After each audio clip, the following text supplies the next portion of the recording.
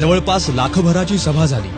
हा संप मोडून काढावा यासाठी गिरणी मालकानं पोलिसी बळाचा वापर केला।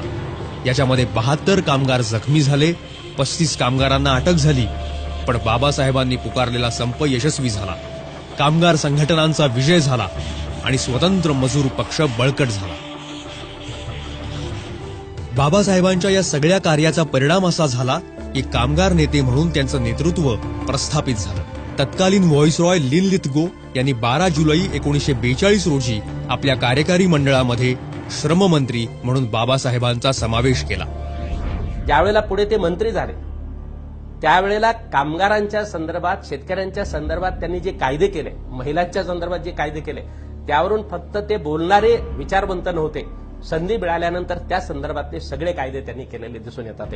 तुम्ही बघा की खरं म्हणजे दुर्दैवाची गोष्ट आहे, कामगार संघटनांनी कामगारांना सुद्धा माहीत नाही की बाबासाहेब मजूर मंत्री होण्याच्या अगोदरपर्यंत आपल्या देशामध्ये कामाचे तास 14 होते।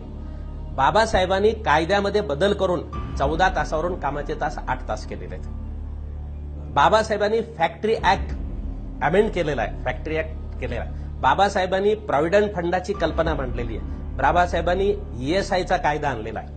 बाबासाहेबांनी महिलांना रात्रीच्या पाळीमध्ये येण्यावर प्रतिबंध करणारा कायदा आणलेला आहे। बाबासाहेबांनी खाण कामगारांना संरक्षण दिलं पाहिजे आणि त्यांच्यासाठी विशेष वेलफेअर फंड निर्माण केला पाहिजे असा कायदा आणलेला आहे। बाबासाहेबांनी युनियनचा अधिकार देणारा आणि युनियन केल्यानंतर कंपल्सरी मान्यता दिली पाहिजे अशा पद्धतीची तरतूद असणारा कायदा बाबासाहेबांनी आणलेला आहे।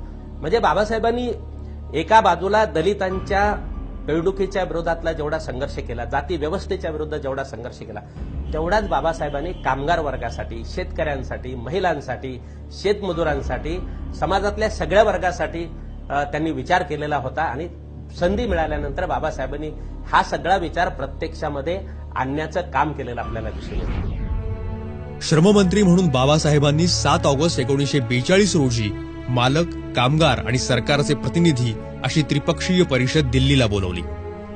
या बैठकीला अनन्यसाधारण महत्व आहे, कारण देशामध्ये अशी प्रथमच बैठक आयोजित करण्यात आली होती।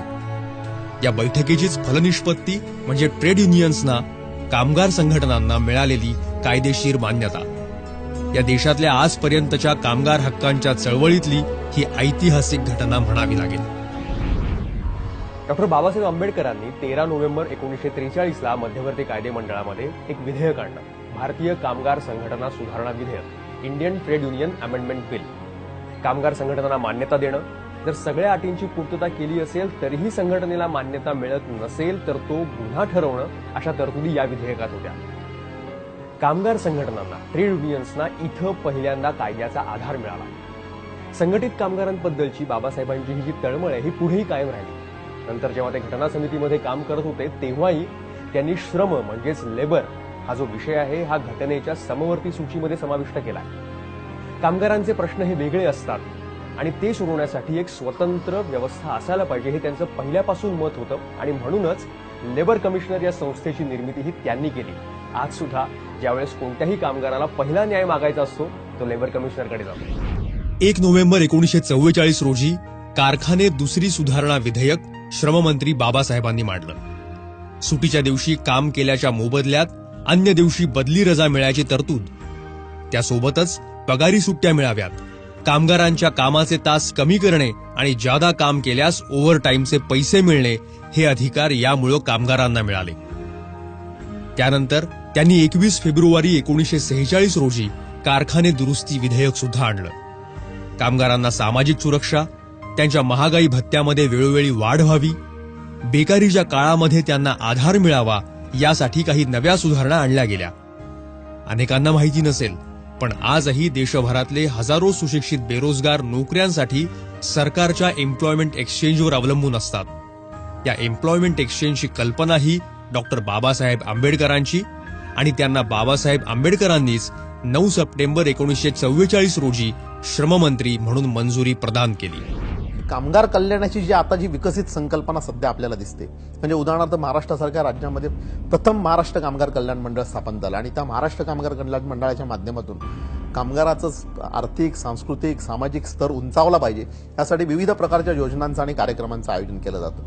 मला आपल्याला मुद्दाम सांगितलं पाहिजे की 1942 साली बाबासाहेबांनी हे म्हटलं की त्रिपक्षीय म्हणजे सरकार, मालक आणि कामगार ह्यांच्या एकत्रित प्रयत्नांमधून ह्या कामगार कल्याणाच्या योजना राबवल्या गेल्या पाहिजेत असं बाबासाहेबांनी म्हटलं आणि तशा प्रकारची पुढे त्यांनी त्या सुधारणा आणण्याचा प्रयत्न केला. परिणामी 1953 साली Bombay labour welfare fund act, Mumbai कामगार कल्याण निधी कायदा 1953 साली तयार झाला, ज्याच्यामध्ये ही त्रिपक्षीय वर्गणीतून जो फंड तयार होईल, जो निधी तयार होईल, त्या निधीतून ह्या योजना राबवण्यात आल्या आणि त्या आजतागायत महाराष्ट्रातच नव्हे, महाराष्ट्रात पहिल्यांदा झाल्या, पण त्याचप्रमाणे देशातल्या इतर राज्यांमध्ये कामगार कल्याणाच्या योजना सुरू झाल्या. मला असं वाटतं हे सुद्धा एक ऐतिहासिक पाऊल आहे.